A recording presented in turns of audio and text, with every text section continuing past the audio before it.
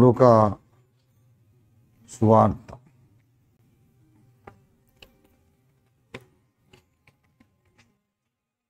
లూకా సువార్త 2వ అధ్యాయము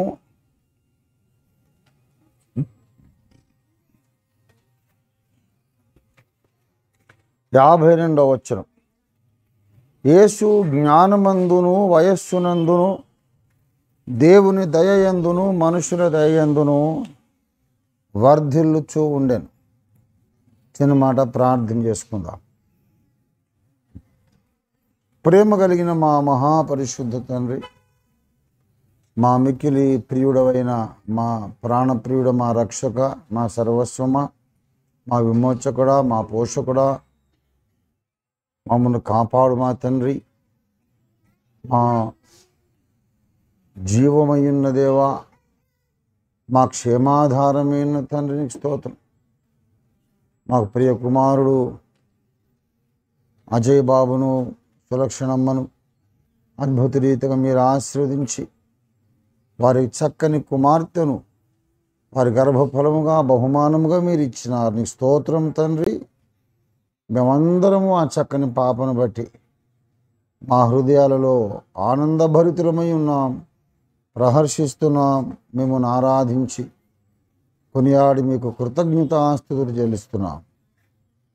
పరిశుద్ధ ప్రభువా, మరి ఈ సమయంలో పాప తల్లి గర్భం నుండి స్వతంత్ర వ్యక్తిగా పుట్టింది మొదలు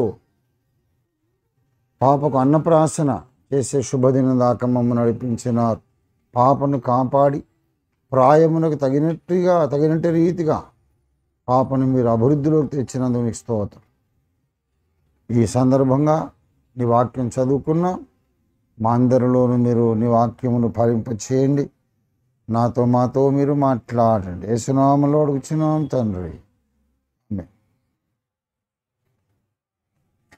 వర్ధిల్లుట అనేది దేవుడు మనకు వాగ్దానము చేసిన ఒక గొప్ప దీవెన. వర్ధిల్లుట. దావీదు అంతకంతకు వర్ధిల్లెను.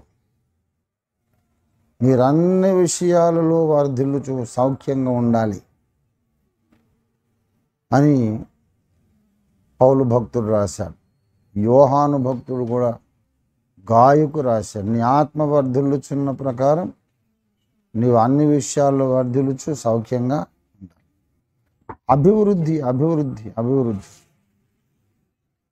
అయితే బైబిల్లో దేవుడు వాగ్దానము చేసిన అభివృద్ధి ఏమిటంటే అది 2 విధాల అభివృద్ధి. ఈ లోకంలో అందరు కుటుంబాల్లో పిల్లలు పుడతారు, వాళ్ళు పెరుగుతారు, మంచి జ్ఞానవంతులుగా ఉంటారు, చదువుకుంటారు, ఉద్యోగాలు చేస్తారు, కోట్లు సంపాదిస్తారు. మా పిల్లలు బాగానే అభివృద్ధిలోకి వచ్చారనుకుంటారు. కానీ దేవుడిచ్చే అభివృద్ధి కేవలం ఈ లోక సంబంధమైన అభివృద్ధి మాత్రమే కాదు.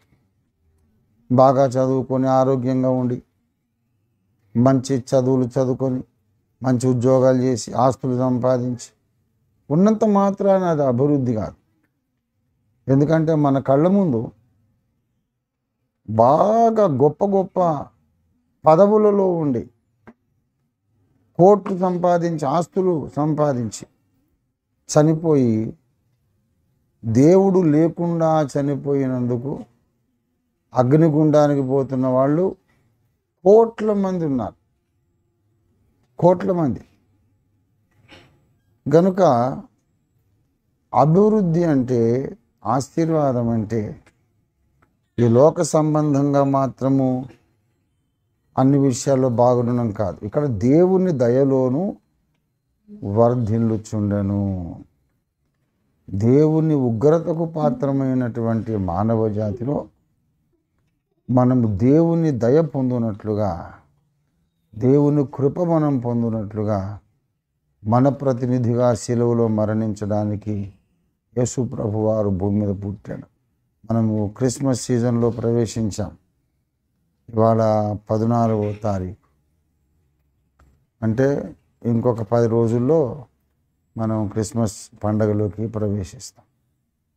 చాలామంది మూర్ఖులు క్రిస్మస్ ఎందుకు చేయాలా, క్రిస్మస్ మనం సెలబ్రేట్ చేయవద్దు, ఆదిమ అపోస్తలులు క్రిస్మస్ చేశారా, ఆయన డిసెంబర్లో పుట్టినట్టు ఏమన్నా ప్రూఫ్ ఉందా అని హిందువులు అన్యులు దేవుని ఎరగని వారు మతోన్మాదులు అడిగిన దానికంటే వీళ్ళు క్రైస్తవులే ఎక్కువ అపోజ్ చేస్తున్నారు. యేసయ్య బర్త్డే అని మనము ఆనందిస్తే ఈ క్రైస్తవులకి ఇబ్బంది ఏంటో నాకు అర్థం కాలే. అవును, ఇవాళ మధ్యాహ్నమే ఒక వేరే పాస్టర్ గారి బర్త్డే జరుపుకున్నాం.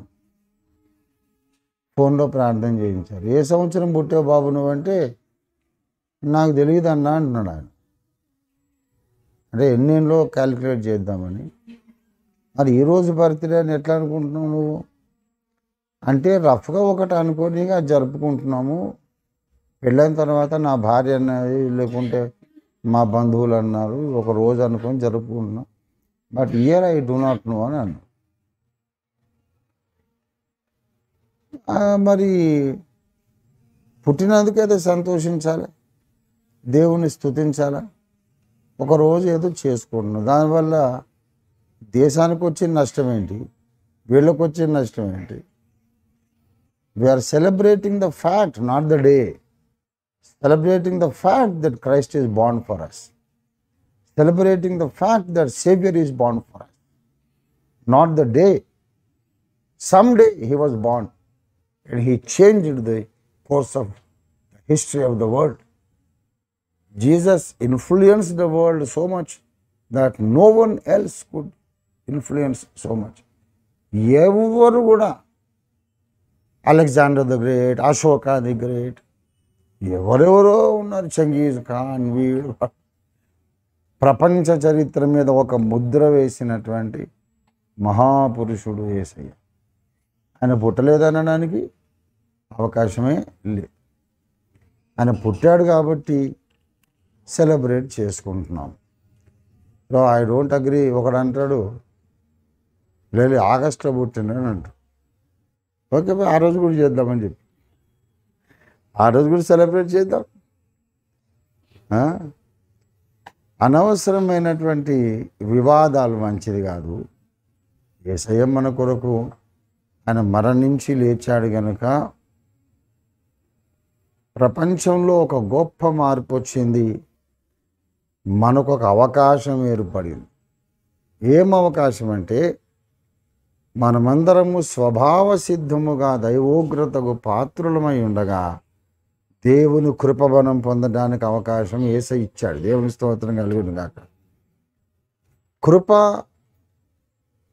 యేసుక్రీస్తు ద్వారా కలిగాను అండి. ధర్మశాస్త్రము మోషే ద్వారా కలిగాను, కృపయు సత్యమును యేసుక్రీస్తు ద్వారా కలిగాను.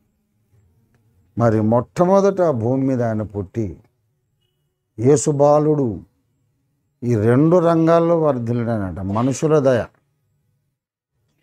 మనుషుల దయలో ఎలాగ వర్ధిల్లినాడు? మనుషుల దయలో వర్ధిల్లినాడు అయితే మరి మనుషులు ఎందుకు సిలువేశారు అంటే ఆయన దేవుని పరిచర్య మొదలుపెట్టిన తర్వాత ద్వేషించబడ్డాడు. కానీ చిన్నప్పటి నుండి ఆయన మనుషులందరికీ అనుకూలుడుగా ఉన్నాడు. పెద్దలు కనబడితే నమస్కారం చేయడం, పెద్దలకు లోబడి తల్లిదండ్రులకు లోబడడం. He was not a disobedient child, very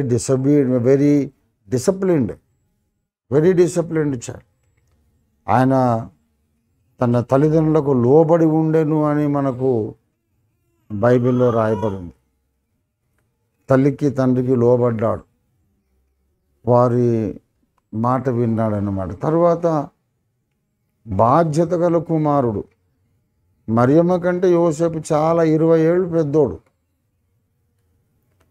చాలా ఏజ్ గ్యాప్ ఉన్నది. ఆ రోజులలో అట్లా చేసుకునేవాళ్ళు. మా నాన్నగారు మా అమ్మ కంటే 12 ఏళ్ళు పెద్దోడు. ఇంకొక మా బంధువులలో ఒక బ్రాహ్మణ్ ఫ్యామిలీ ఉన్నారు, కన్వర్ట్ అయినందుకు అక్క బిడ్డనిచ్చారు. రామచందర్ గారని వారు సిస్టర్ కంటే 15 ఏళ్ళు పెద్ద. ఆ రోజులలో అట్లా చేసుకునేది. వైఫ్ ఏజ్ ఎంత తక్కువ ఉంటే అంత మంచిది. సో ఈయన కూడా దాదాపు 20, నేను చెప్పిన రామచంద్రరావు గారు 15 ఏళ్ళు చిన్నామని చేసుకున్నారు, యోసేపు 20 ఏళ్ళు చిన్నామని చేసుకున్నారు. మరి ఆయన రీజన్స్ మనకు తెలియదు. And Joseph died very soon after having the children. యోసేపు లేడు కాబట్టి ఆయన శిలువ మీద వేలాడేటప్పుడు నేను చనిపోతున్నా, అమ్మని ఎవరు చూసుకుంటారని యోహానుకు అప్పగించినాడు. తమ్ముళ్ళు ఇంకంత రెస్పాన్సిబుల్గా వాళ్ళు ఎదగలేదు. ఆడపిల్లలు ఏమున్నది, వాళ్ళు పెళ్లి చేసుకొని పోతారు. మరి అమ్మని ఎవరు చూసుకుంటారు? నాన్న ఉంటే ఆయన అప్పగింతలు అవసరం లేదు. యోసేపు పిల్లలు పుట్టినాక చనిపోయినాడు. ఈయన వడ్లవాడు కాదా అన్నారు. అంటే ఆయన కార్పెంటర్ యేసయ్య.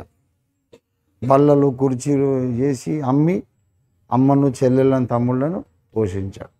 మంచి కొడుకు, మంచి అన్నయ్య. He was a friendly man with everybody. మనుషుల దయలో వర్ధిల్లినాడు.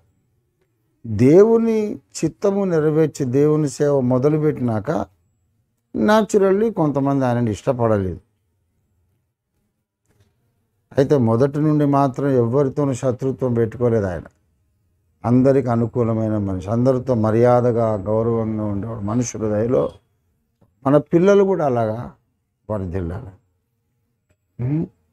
మన పిల్లలకు మనము మర్యాద, మంచి పద్ధతులు నేర్పించాలి. అది మన బాధ్యత. Children are a joy but also a responsibility. ఒక బిడ్డను కన్నాము అంటే అదొక పెద్ద బాధ్యత, మామూలు విషయం కాదు. సెకండ్లీ, దేవుని దయ అన్న అంటే దేవునికి ఇష్టము కాని పనేది, దేవుని చిత్తాన్ని గ్రహించాలి, దేవునికి ప్రీతికరమైనటువంటి పనులే చేయాలి. అలాగా యేసయ్య దేవునికి భయపడి బ్రతికి దేవుని దయలో వర్ధిల్లినాడు. అది ఆత్మ సంబంధమైన అభివృద్ధి. సామాజికంగా కూడా మనుషులందరికీ ఇష్టమైన వ్యక్తిగా ఆయన చిన్నప్పటి నుంచి ఎదిగాడు. మనం దేవుని పని మొదలుపెట్టినాక కొంతమంది శత్రువులు అవుతారు. It doesn't matter. సమాజం ద్వేషించిన వాళ్ళందరూ బ్యాడ్ పీపుల్ కాదు. ఉత్తములను సమాజం ద్వేషిస్తుంది. But in the childhood we must respect everyone and grow in the favour of men and God. అలాగా ఈ పాప మరి ఇంకా నామకరణం చేయలేదు, చేస్తాము త్వరలో. పాపను దేవుడు ఆశీర్వదించి మనుషుల దయలో దేవుని దయలో కూడా బిడ్డ వర్ధిల్లున్నట్లుగా దేవుడు అనుగ్రహించాలని మనందరం ప్రార్థన చేద్దాం. పాప పెరుగుదలలో శారీరక పెరుగుదల అవసరం, ఆత్మీయ పెరుగుదల అవసరం, జ్ఞానములో అభివృద్ధి కావాలి. పాప అన్ని రంగాలలో క్రమంగా పెరగాలని, అంతకంతకు వర్ధిల్లాలని మనం ప్రార్థన చేద్దాం. ఆ శారీరక పెరుగుదలలో ఒక ముఖ్యమైన భాగమే అన్నప్రాసన. చాలామంది అన్నప్రాసన అనేది సరిగా పలకరు. చాలామంది అన్నప్రసన్న అంటాం. అన్నప్రసన్న కాదు, అన్నప్రాసన. పాకు దీర్ఘము క్రావడి, తర్వాత గూనీస. మెలికస కాదు, మెలికస అంటే శక్తి అని రాసేది. అట్లా గూని వంగి కూర్చున్నట్టు ఉంటుందా. అన్నప్రాసన అది ఎదుగుదలలో ఒక ముఖ్యమైన ఘట్టం.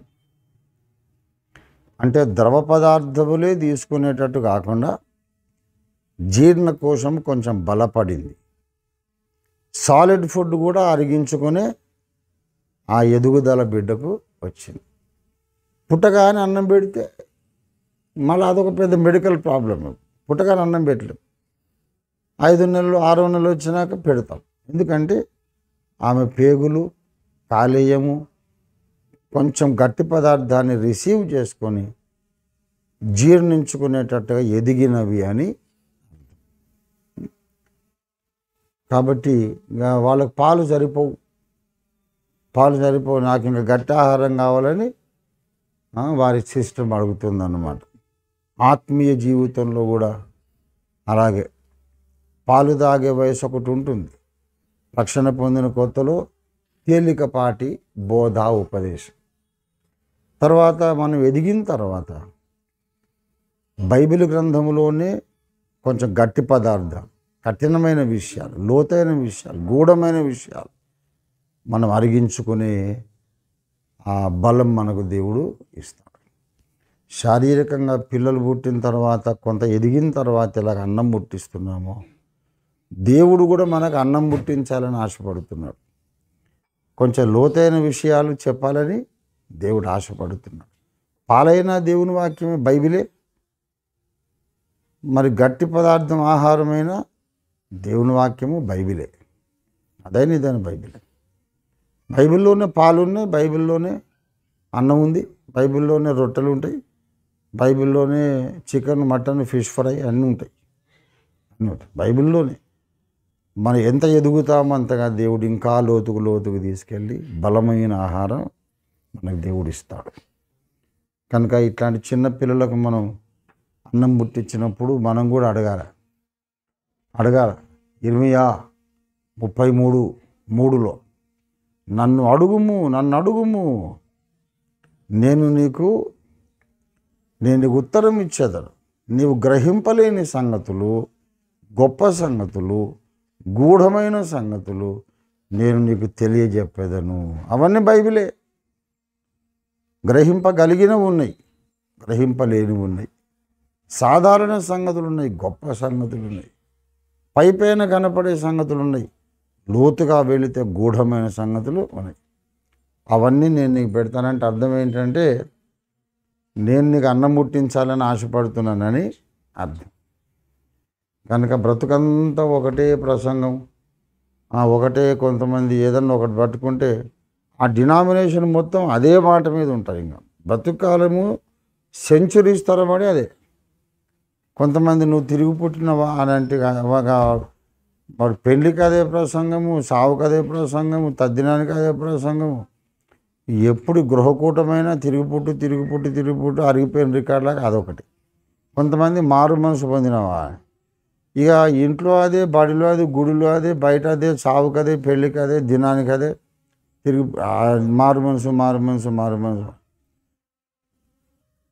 కొంతమంది పరిశుద్ధత గురించే మాట్లాడు. ఒకటే కాదు, దేవుని వాక్యంలో ఇంకా ఎన్నెన్నో గొప్ప సంగతులు ఉన్నవి. అవన్నీ నేను నీకు అన్నం ముట్టించాలని ఆశిస్తున్నానని దేవుడు మనతో మాట్లాడుతున్నాడు. పాపకు అన్నం ముట్టిస్తే అదో పెద్ద పండగ. ఇస్సాకు పాలు విడిచినప్పుడు అబ్రహాము గొప్ప విందు చేశాం. మనం కూడా పాలు వదిలేసి బలమైన ఆహారం తీసుకుంటే దేవుడు పరలోకంలో గొప్ప పండగ చేసుకుంటాడు. దేవుని స్తోత్రం కలుగును గాక. మన విషయంలో దేవుడు సంతోషించే సందర్భాలు 2 బైబిల్ చెబుతుంది. మారు మనసు పొందు ఒక పాపి విషయం పరలోకమందు గొప్ప సంతోషం కలుగుతుంది. తర్వాత మనం పాలు విడిచినప్పుడు గొప్ప. రక్షణ పొందిన వాడు అడగాల, యేసయ్య నాకు ఇంకా లోతైన సంగతులు చెప్పు. బైబిల్ అయిపోతుందా? నేను 125 సార్లు చదివాను. నాకు ఇప్పటికీ బైబిల్లో ఫస్ట్ పేజీ కొత్తగానే ఉంటుంది. You will never exhaust the matter in the Bible, never. అయిపోయిందిలే, మస్తు నేను చదివేశాను, నేను గ్రాడ్యుయేట్ అయిపోయాను అనేది నువ్వు 1000 సంవత్సరాలు బైబిల్ చదివినా కూడా ఆ స్టేజ్ రాదు. కాబట్టి అంతులేని ధనరాశులు బైబిల్లో పెట్టుకొని ఎప్పుడు ఒకటే పాయింట్కి వెళ్ళడం అనేది దేవునికి ఇష్టము లేదు. ఇస్సాకు పాలు విడిచాడు, బలమైన ఆహారం తీసుకున్నాడు, అబ్రహాము గొప్ప విందు చేశాడు. కాబట్టి మనం కూడా పాపకు అన్నప్రాసన చేస్తూ దేవుడు కూడా మనకు బలమైన ఆహారం పెట్టాలని ప్రార్థించుకుంటూ మనము ఈ చిన్న సమావేశాన్ని ముగించుకుందాం. ఓకేరా చిన్న బంగారం? రైట్, మంచిది. మరి తీసుకున్నాను, చిన్న ప్రార్థన చేసి అన్నం ముట్టించేద్దాం. అమ్మా చక్కని తల్లి, నువ్వు మమ్మల్ని క్షమించాలి. నీకు కొంచెం అన్నం ముట్టించడం కొద్దిగా లేట్ అయింది కదా, యూ షుడ్ ఫర్గివ్ అస్, సరేనా? ఓకేనా? అన్నం ఇప్పుడు ముట్టిస్తాము, మంచి తిని బలంగా పెరగాల, ఓకేనా? రైట్.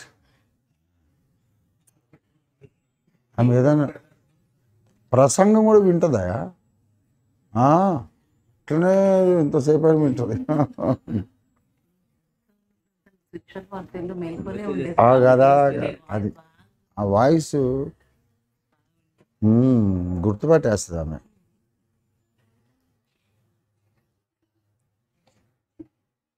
చక్కగా మాకు జుట్టు ఉన్నోళ్ళే చాలామంది పువ్వు పెట్టుకోలేకపోయినారు.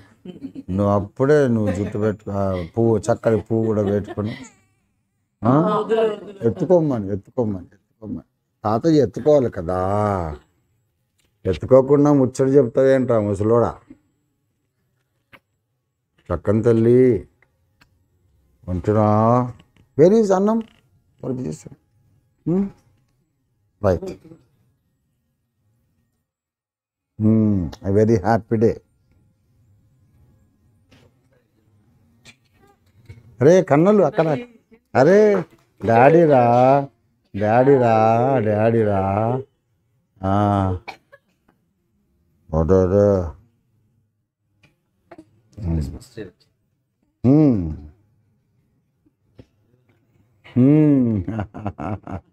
నాకు పంపించేది ఎంత వాళ్ళు. సారీ సార్, ఏది నాన్న ఇప్పుడు వండుతున్నారా ఏంది?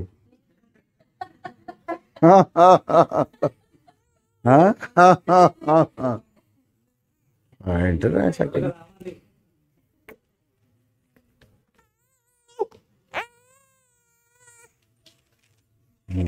ఈమె నా దగ్గర ఏడుస్తుంది, మీరు ఎత్తుకొని మీరు ఉండండి. అది బైబిల్ తీసేద్దాము ఇట్లా.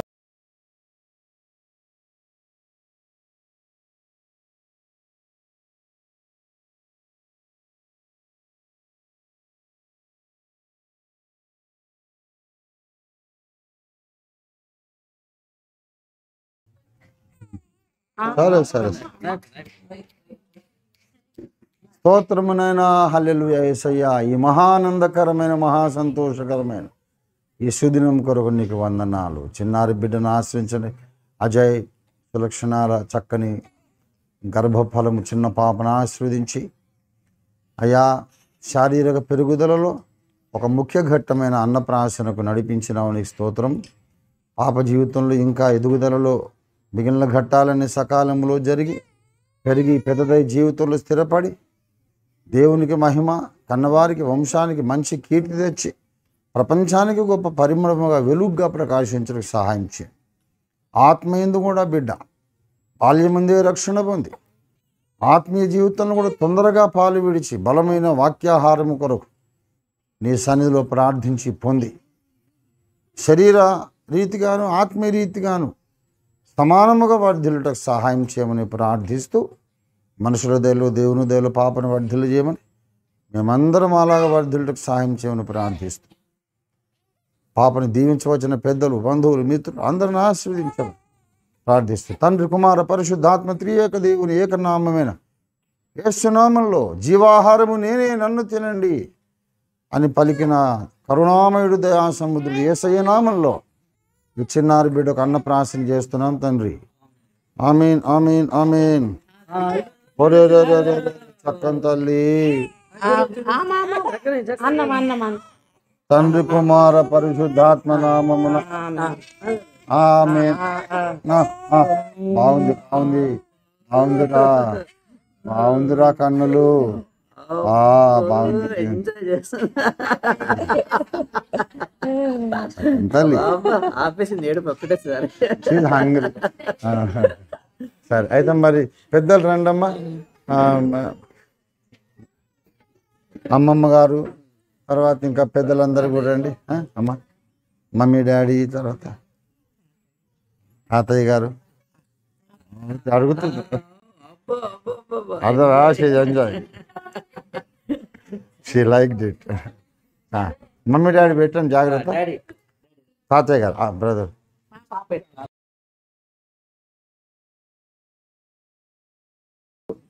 అజయ్ యొక్క నాన్నగారు పాప యొక్క తాతయ్య గారు మరి పాపకు అన్నం ముట్టిస్తున్నారు.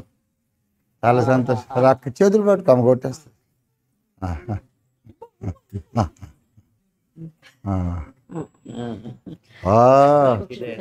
Very happy.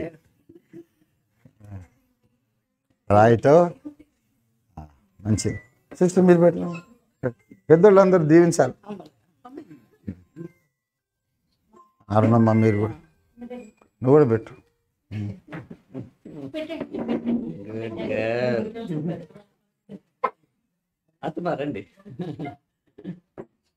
చక్కని తల్లులో మంచిగా తినాలమ్మా అన్నము.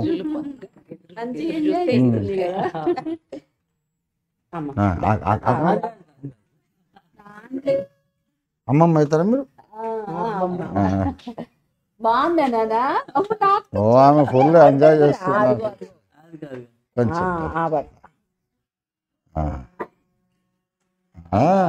ఎంజాయింగ్.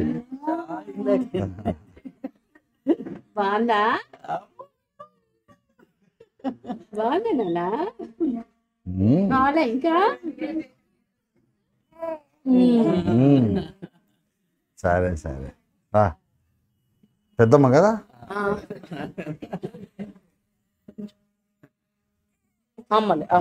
అడుగుతుందమ్మా లాస్ట్కి.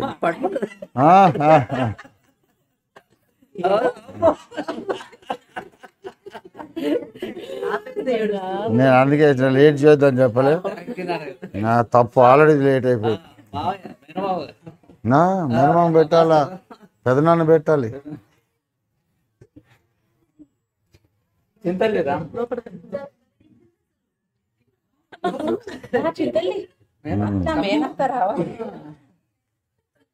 Very happy.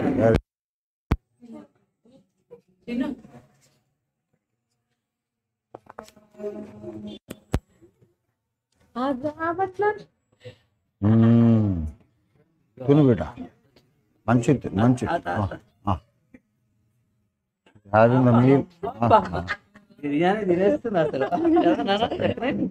తొందరలోనే బిర్యానీ తింటాను. ఓకే. అమ్మ నువ్వు పెట్టలే, మమ్మీ పెట్టలేదా? అరే అమ్మ పెట్టాలి ముందు.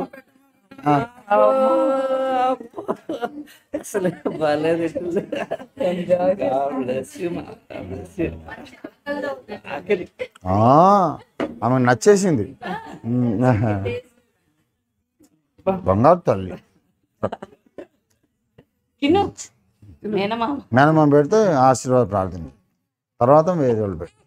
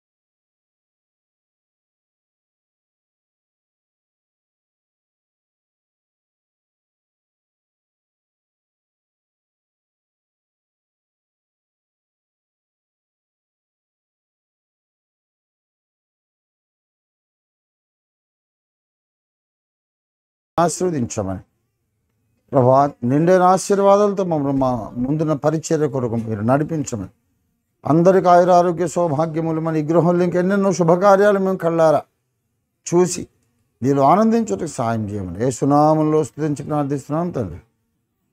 మన తండ్రి అయిన దేవాది దేవుని శాశ్వత ప్రేమయు సర్వ జగద్రక్షకుడైన యేసునాథుని అనంత కృపయు పరిశుద్ధాత్మ దేవుని తోడు దివ్య మనోహర సహవాసమును చేరువచ్చిన మనకందరకు భూలోకమందున్న సకల భక్త కోటికి, మరి ప్రత్యేకంగా అజయ్ సులక్షణ కుటుంబానికి, వారి అన్నప్రాసన చేయబడిన చిన్నారి కుమార్తెకు సదాకాలము తోడైనను గాక. God bless you.